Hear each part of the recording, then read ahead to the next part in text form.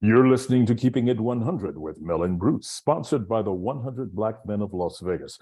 I'm Mel Tillar, your host, and I'm thrilled to have with us today my next guest. Her name is Charlene Blackstone. Charlene, welcome to the show. Hi, thank you so much, Mel. Great to be here. Listen, you do something that I think is absolutely wonderful. You work with Boys Town of Nevada.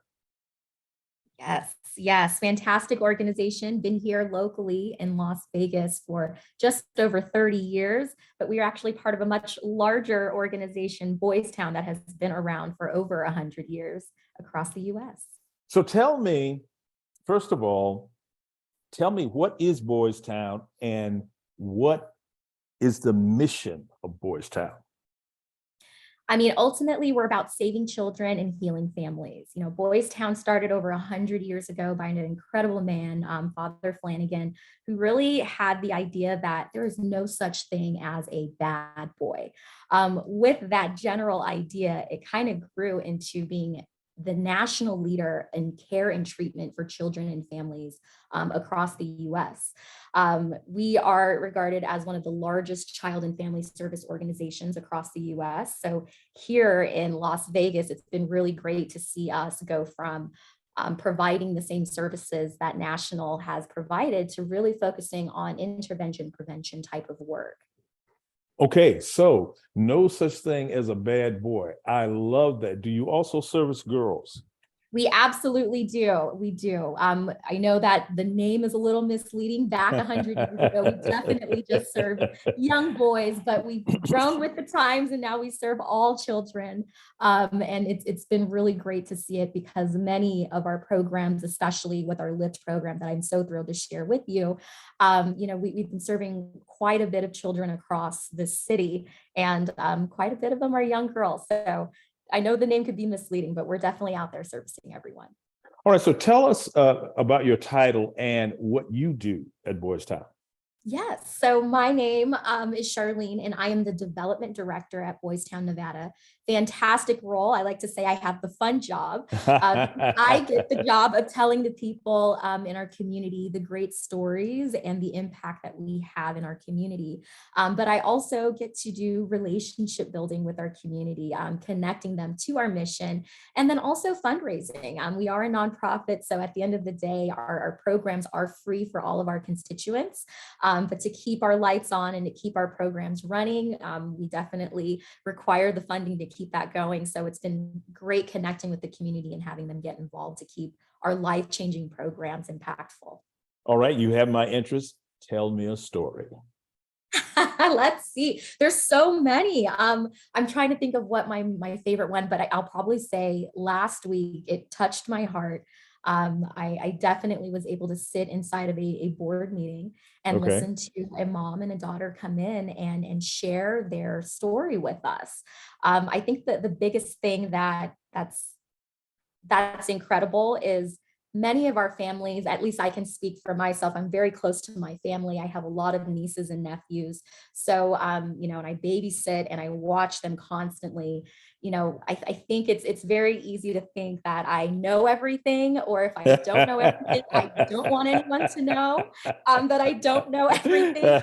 So it's really incredible to meet these families who have identified an area where, maybe I don't have it all together, or maybe there is a disconnect in my communication with my child, or maybe there's a way for me to improve my communication with my child. And those are the families that I get to meet and talk to and hear about the incredible, 100+ year work that Boys Town has put together a curriculum and to teach these parents and teachers and everyone and even students on how to just communicate effectively.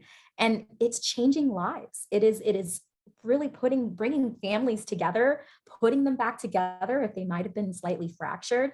And I think it's a beautiful thing. Now we're shifting into schools. Yes. And this, I think, is incredible. I'm very proud to say that our Las Vegas office, we pioneered, one of our newer programs called Lift Together.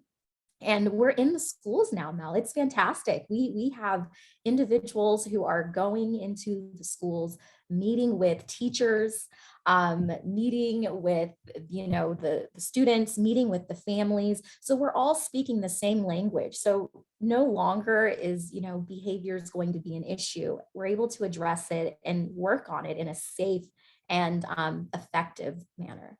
Okay, so it sounds like you are going into the schools and you are advocating for the children.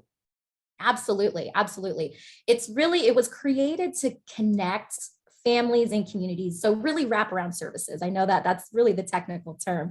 We Yes. provide wraparound services, but it's about improving student behavior, both at home and in the classroom. So that way we're seeing it translate through all aspects of their life. And it's not just doing great in school, but then parents don't know, or vice versa. Parents are doing great at home, but it's not translating back into the school. Now we're able to connect all those pieces so that child is able to really gain those skills, continue to practice those skills, and improve in any of those areas. Give me an example of a time when you've gone into the school and you've had some success in helping a child out. Yes, let's see. I think one of my favorite stories, we just shared that I think last quarter, one of our school support specialists, that is that's the term of the staff members that go out and work in the schools. They had a young boy who just struggled in his new school. He just had difficulty really communicating. He was aggressive, argumentative. And after meeting with his school support specialist, working with her through different skills, also meeting with the mom and working with her on skills and tools as well, and how she can bring that at home. Now this young boy has received an award in his elementary school going into his next year. He is one of the, big, I guess you could say, big stars. I cannot remember the name. They have a cute name for it, and it's very, very cute. But they gave him a special award, and it touched my heart to see, knowing that this child came in, just misunderstood, needed someone to work with him in a different way, and completely turned that around. Now he's getting great grades. He has friends in school. He, is going home and having a great relationship with his mom, and that I think is powerful. It's great. And he's smiling, and that I think is just one of the great examples. And that's in elementary school. We range from elementary all the way through high school. We're serving all kids of ages. Oh, that is absolutely fantastic. How many children are you all working with? Let's see. Overall, I will say that in the past year, we've impacted over 6,000 children and Wow. families. Yes. Wow. Wow. Okay, so you all actually have a physical facility. Yes, we do. We have our office. I will say, though, our main office is the community. So all of our school support specialists and our in-home consultants, they are all working in the community with the students or with the family. So if they're not working in the schools, we do have other services like our in-home family services, where we might work directly with the family, providing them, different schools or skills, promoting different parenting skills, I should say, to strengthen that family core and keeping them together. Those individuals are in the home. So we do work directly with the family in their home setting and really provide them that great feedback and obviously great tools that they can implement every single day. We're speaking with Charlene Blackstone, Development Director for Boys Town of Nevada. Charlene, do you have after-school programs for kids? We do not necessarily have after-school programs for kids. Our programs are more directed to work directly with the kids while they're in the school. However, if it is something that we do need to work with them and or their family moving into the in-home family services area, we will definitely work with them. And a lot of times it is after school or when they're at home with their families. How many people do you have on staff? Oh my goodness, we just had a huge increase, Mel. Oh, it's so exciting.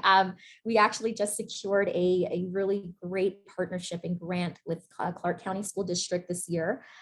So we went from, and this is for the LIFT program alone, so in the schools. So we starting from roughly 40-ish schools in the next 2 years to be in over 100 schools. Wow. So I'd like to say we are around the range of 100, 150 and still growing. That is extremely impressive. So Yes. you're going to be in 100 schools now. Are these across the board, or are they primarily elementary school, middle school? Across the board. And it's going to be with, we primarily serve schools that are Title I. So just depending on where the need is, who has the interest. But yeah, we're excited because I think in the past couple of months, we've already increased, our staff specifically in the LIFT program. Our in-home family consultants has also increased. So yeah, we're going to see quite a bit, and it'll be elementary, middle school, and high school. Talk to me a little bit about the LIFT program. Talk to me about the mission, and specifically, how do you execute that mission? Yeah, so we bring together educators, students, and families with the Boys Town experts. And really, we're focusing or addressing the social emotional needs of the kids. Um, the wraparound services that we provide really, it's a coordinated action, and it's just bringing everyone together to speak the same language. So here's, I guess, the process, I guess the wheel that we can look at. We have well-managed schools at the very tippy top. This area really allows us to work directly in training the teachers to improve their classroom behavior. Then it can move into consultation. This area is where we might have more follow-up workshops, more classroom implementation and coaching. So it goes a little bit further. Let me stop you for just a second. So you all go in and you actually train the teachers? You got it. That's exactly what we do. We go in and we train them in our Boys Town way of what's worked for years on how they can improve that work in the classroom with their students. So now, think about it back then. And I can say for me, when I was in school and a kid acted up, what's the first thing that happens? They're kicked out, sitting out in the hallway, or sent to the principal. Yes. But let me ask you, Mel, what does that really do for that child? Do they still get their education? Does the teacher end up giving the attention back to the kids when they have to stop and disrupt? Like, what is really gained in that scenario?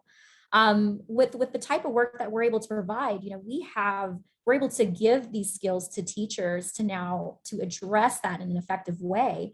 And so the child isn't missing as much. When we have a school support specialist in the school, now that child's able to go and work directly with that school support specialist. So, classroom is not interrupted.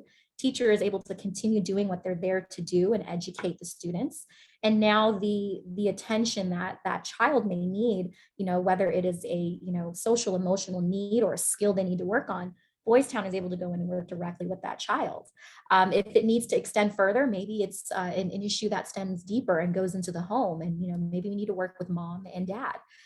We're able to now do that with our in-home services. So now it goes and extends into the homes. And now we're able to continue that skill work directly with mom, dad, brother, and sister. So again, everyone is speaking the same language. So that child has an environment, school, at home, in the community, to thrive and learn and really apply those skills of improvement into their everyday lives.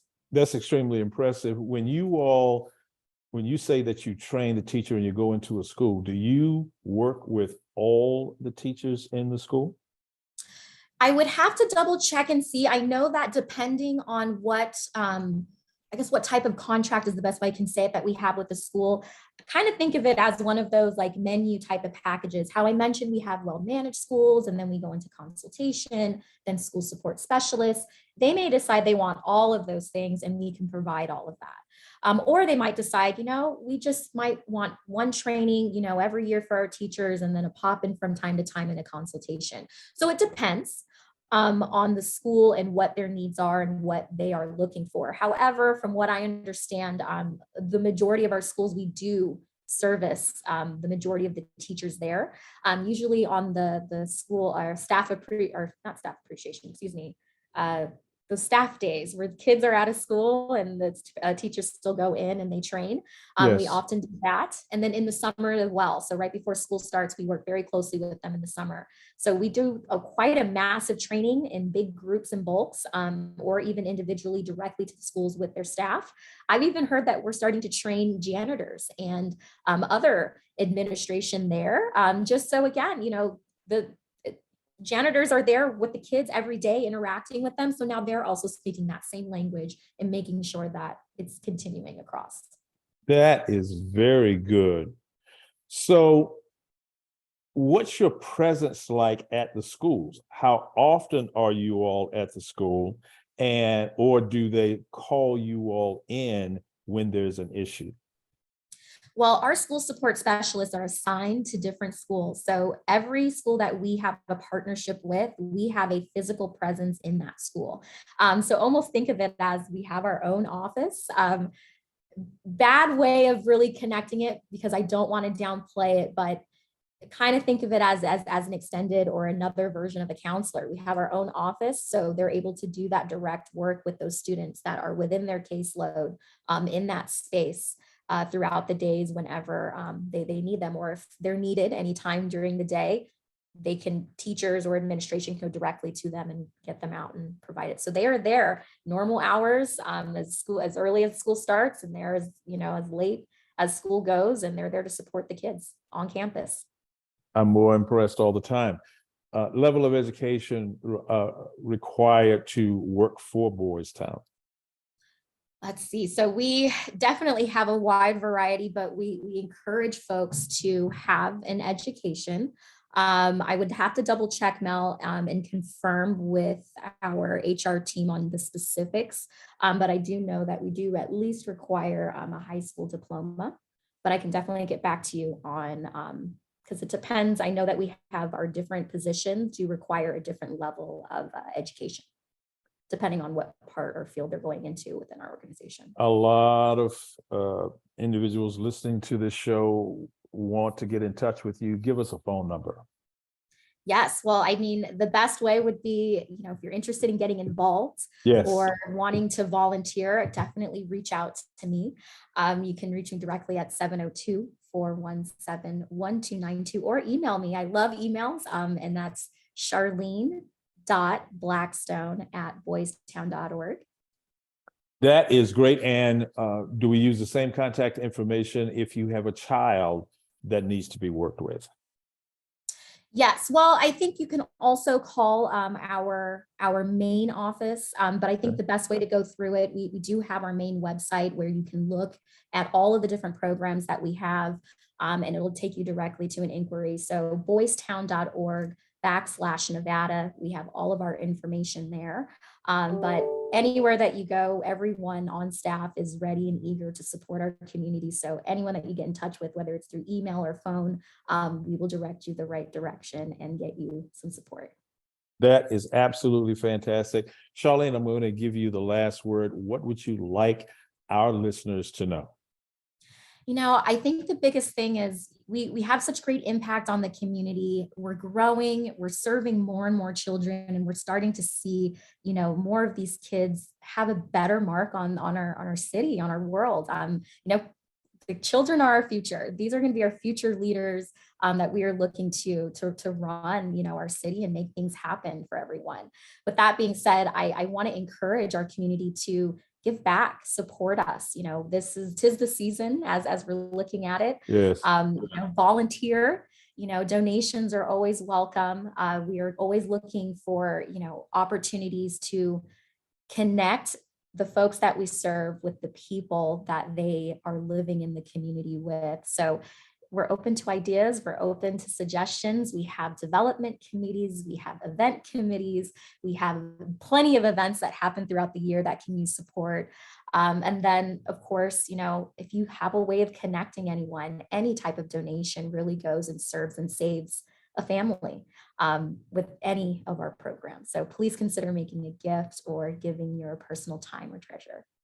You heard it here. Charlene Blackstone, Development Director for Boys Town of Nevada. My name is Mel Tillar, and I'm your host, and that's Keeping It 100.